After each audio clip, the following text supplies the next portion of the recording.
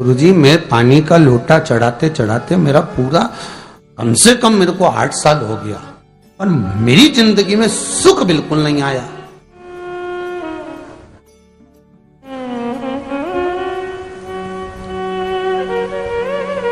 हमने कहा तूने कैसे चढ़ाया, वो भी तो सुने। तो क्या कैसे, क्या स्नान करा और मंदिर जाके लोटा चढ़ाया पानी का। अच्छा, अब मैंने कहा तू चुप रहे। उसके पति, यहीं की इसी ऑफिस की बात है, भवानी मंडी से, उसके पति से पूछा, हाँ जी वर्मा जी सही बताओ, पत्नी लोटा कैसे चढ़ाई। गुरुजी, ना जाने कहां के महाराज के चक्कर में पड़ी, लोटा भर के पानी चढ़ाने जाए, नहाने के बाद बच्चा इतना सा रो रहा, चिल्ला रहा, पर उसको टच तक नहीं करे, किसी चीज के नहीं छुए, और बिल्कुल कोरी की कोरी साड़ी पहने, धुली हुई, पहले ही बाथरूम में टांग के धर दे, उसको कोई छू नहीं सकता, टाविल टच नहीं कर सकता, और ऐसी जाके शंकर जी के फिर लोटा चढ़ाए। मंदिर में अगर किसी ने छू लिया तो वापिस आ जाए, नहाए धोए फिर जाए। मैंने कहा बस अब तो तू ऐसी जिंदगी भर चढ़ाती रहे तो भोलेनाथ आएगा ही नहीं।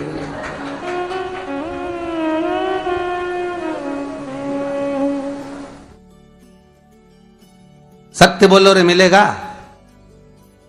कई लोगों ने पूछा शंकर को रिझाने के लिए कौन से कलर के कपड़े पहने कि शिव राजी हो जाए।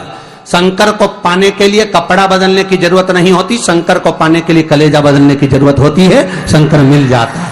कपड़े से शिव कभी नहीं मिला साहब। आप कौन से कलर के कपड़े पहन रहे हो, ये शिव प्राप्त नहीं करोगे हो। सफेद पहन लिए, लाल पहन लिए, केसर के पहन लिया, उससे शंकर नहीं मिल रहा हो। बहुत सारी रुद्राक्ष की माला धारण कर ली, हाथ में भी खूब सारा रुद्राक्ष पहन लिया, यहां पर भी पहन लिया, कान में भी रुद्राक्ष धारण कर लिया, जटा पे भी रुद्राक्ष लगा लिया, उससे शिव नहीं मिलने वाला हो।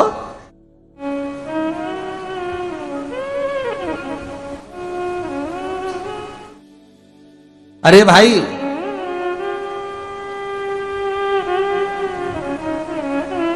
किसके पास में जा रहे हो आप जल चढ़ाने के लिए? जम के बोलिए जरा। शंकर जी के पास। शंकर जी कौन है?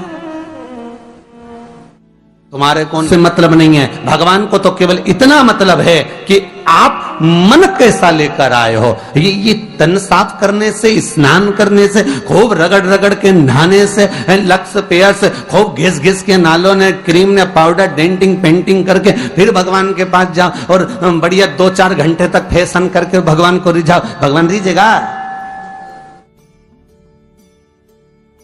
अरे गर्ग संहिता में लिखा है कि शंकर को एक बार प्रणाम करने का फल क्या है कि 10 अश्वमेध यज्ञ के स्नान का जो फल होता है वो मात्र शंकर को प्रणाम करने से मिल जाता है। कितना? 10 अश्वमेध यज्ञ के स्नान का जो फल है शंकर को मात्र प्रणाम करने से मिल जाता है। पर गर्ग संहिता कहती है कि 10 अश्वमेध यज्ञ के स्नान के बाद भी मनुष्य का जन्म वापिस मिल सकता है। मतलब वापिस तुम्हारा जन्म हो सकता है, किसी भी रूप में हो, जन्म हो सकता है।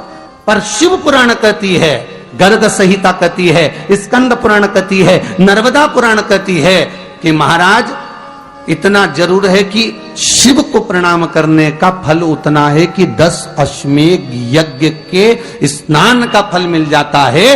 पर गर्ग संहिता कहती है कि शंकर के चरणों में अगर प्रणाम कर लिया तो ये पक्का है कि अश्वमेध यज्ञ का फल भले कट जाए पर शंकर के प्रणाम का फल नहीं कटता, उसका वापिस जन्म नहीं होता और वो शिव का हो जाता, वो शंकर का हो गया, फिर उसका जन्म नहीं है महाराज।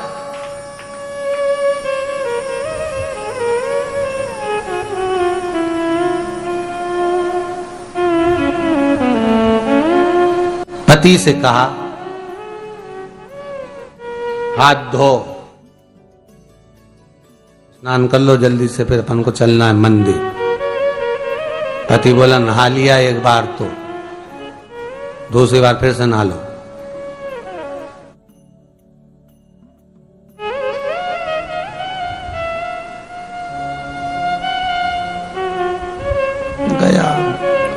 नी के ना माने तो कई घर में चंद्र घंटा से माथा बिड़ा स्नान करा फिर आया। चल पलंग पे काय को बैठ गए?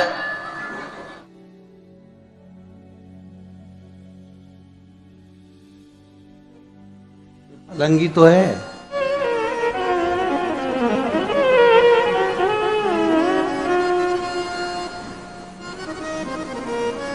फिर सना के आओ।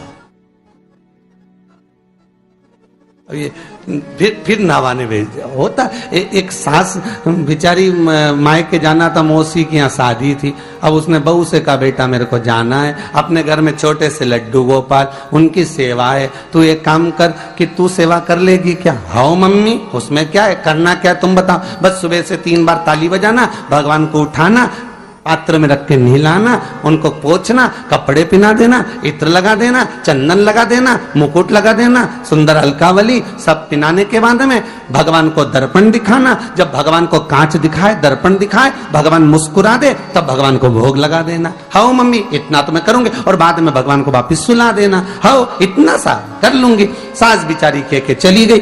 अब बहू सुबह से उठ के 3 बार ताली बजाई, भगवान को उठाया, बिठाया, नहवाया, तैयार कर दिया। तैयार करके जो दर्पण दिखाया तो भगवान तो मुस्कुराया ही नहीं। अब इसको कौन समझाए कि पीतल की मूर्ति कोई हंसे है?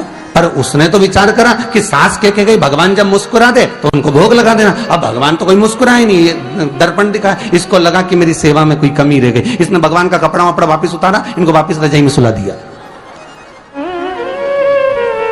अब भगवान को वापिस रजाई में सुलाया, फिर आ गई, 3 बार फिर ताली बजाई, भगवान को फिर उठाया, फिर बिठाया, बिठाने के बाद में फिर उनको कपड़े वपड़े पहनाकर फिर दर्पण दिखाया, पर भगवान तो मुस्कुराया ही नहीं। ये वापिस इस सेवा में गलती रह गई। वापिस इसने सब कपड़ा उतारा, भगवान को फिर सुला दिया।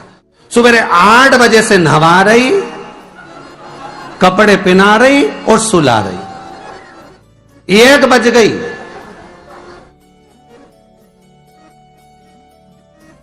कुछ गलती रह गई होगी अपने सास के गई। अब की बार फिर भगवान को नहवाया। भगवान भी मन में सोचे नहवाई नहवा रही, खवा तो कछु ना रही। 28 बार नहवा दिया। इसके बाप का क्या जाए, 29 बार भी नहवा देगी। सर्दी होगी तो हमको होगी, इसका क्या जाए। नहवा ही रही है और खवाती कुछ नहीं, फिर सुला देती है, फिर ताली बजा। अब क्या फिर आ गई और 29वीं बार फिर बैठ गई और फिर भगवान को नहवाया, कपड़े पहनाया और पहनाने के बाद भगवान का श्रृंगार करके जैसे ही दर्पण उठाया, उठा के जो भगवान को दिखाने लगी, भगवान ने मन में सोचा अब की बार तो हंसी दूंगा, चाहे कुछ भी हो जाए। और भगवान दोनों दांत दिखा दिया। जैसे ही भगवान ने दांत दिखाया, इसने दर्पण रखा और जल्दी से भोग लाई, भगवान के जिमाया। भगवान के जिमाया, जिमने के बाद भगवान को फिर वापस सुला दिया। अब ये सुबह से जैसे ही आए तो भगवान पहले ही मुस्कुरा के, क्योंकि भगवान को मालूम है नवाएगी 25 बार का मतलब उससे चंद हंसी दो, हंसने में क्या जाता। तो भगवान पहले से मुस्कुरा के बैठ जाए। अब एक दिन सास आ गई। सास ने कहा बहू अब सेवा मैं कर लूंगी। हाँ मम्मी कर लो। मम्मी सेवा करने बैठी। मम्मी ने भी स्नान कराया, श्रृंगार करा, कपड़े पहनाए, मुकुट लगाया। सब लगाने के बाद जैसे ही सास कांच दिखाने के लिए दर्पण को उठाई, इतने में से मूर्ति में से आवाज आई, दर्पण तो तेरी बहू दिखाएगी, उसको बुला दे, बहुत जोरदार दिखाती, वो दिखा सकती, तू वापिस धर दे दर्पण, तेरे बस का नहीं। भगवान को भी लगा कि भैया सामने अब इसमें कोई दिखावा था क्या? प्रेम, वात्सल्य था। भगवान भक्ति के बल पर ही था। फिर बैठ गए पलंग पे, नाव वापिस नाते नाते चले, मंदिर पहुंच गए और राम बेलपत्तर तो घर धरी आई।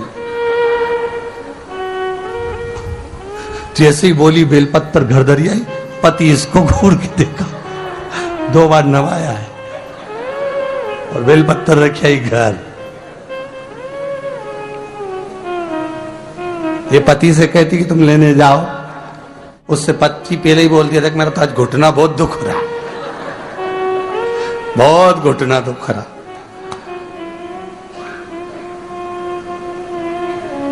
ठीक है, तुम बैठो, मैं आई अभी घर से। अब घर जाते जाते मालूम पड़े फिर कहीं का कोई छुआ गया तो नहाने बैठ गई। फिर आई, इसकी जो पूजन की थाली रखी थी, कोई भगत आया बेचारा, उसने सोचा मंदिर की थाली है, सब चढ़ा चुड़ू के चले गया सब। पति से बोली तुमने अकेले ही पूजन कर ली, मैं तो करा ही नहीं। ये नंदी जहां बैठा उसके पास में बैठा, मैंने हाथ नहीं लगाया। तो ये सामान कौन चढ़ाया? इनकी आई थी, सब चढ़ाया। तो कि शर्म नहीं आई? बेलपत्तर तो था ही नहीं। तो क्या सियोर वाला महाराज की कथा सुनी थी, शंकर जी पे से उठा लिया, धो के चढ़ा के वो गई, वो चली गई। शिव ये नहीं कह रहा कि तुम वस्तुएं बटोर कर लाओ। शंकर कहता तुम्हारे पास में मिल जाए तो समर्पित कर दो, नहीं मिले धोया, वापिस शिव को चढ़ा दिया, वापिस शंकर को समर्पित कर दिया। शिव स्वीकार करेंगे। एक महीने तक भी एक बेलपत्र को धोकर शंकर को रोज चढ़ाते रहो तो भी शंकर स्वीकार करेंगे। उसमें भगवान ये नहीं सोचेंगे कि निर्माल्य है, स्वीकार करेंगे।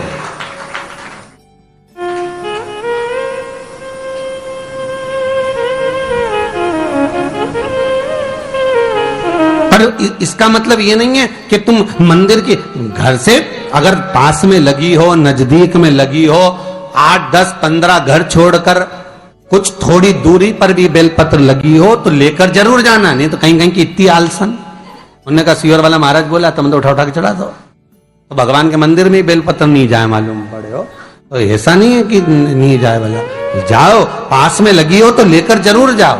भगवान को समर्पित करने के लिए थोड़ा ना थोड़ा भाव भगवान के द्वार पर जरूर लेकर जाओ।